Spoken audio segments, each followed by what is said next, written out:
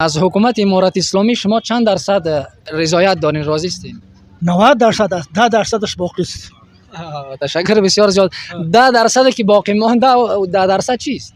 10% مانده، 10% بسیار خواهش میکنیم بعد ملت خدمت شود. چندین رژیم تیر شد، همین سوالا و همین گپا شد، عمل نشد. تشکر بسیار زیاد. در میان حکومت ها یا نظام هایی که در افغانستان آمدن و رفتن، کدام نظام، کدام حکومت یا کدام رهبری با مردم خوب بود، مفید بود و خدمت کرد برای مردم؟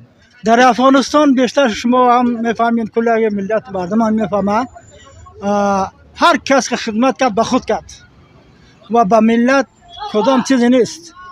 به ملت بگو یک نشانه، یک چیز، یک خدمتی در تلویزیون و در رادیو و در چیز گفتن است، عمل نیست.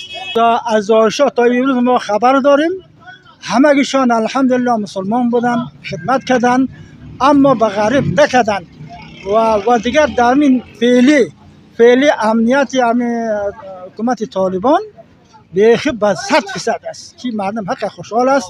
همه که در بیرون دشت یا بیغم شب روز میگردن، بسیار به خوشحالی هستند. تنها ما از همین دولت، از همین چیز خوب کردین، همه را به ما معلومات دادین، ما نظر میکنیم خدمت به مردم نیست. حتما همین غریبا و مردم و این مردم های مشکلات ها دارن، اول درجه زمین کار پیدا شود من بردارم.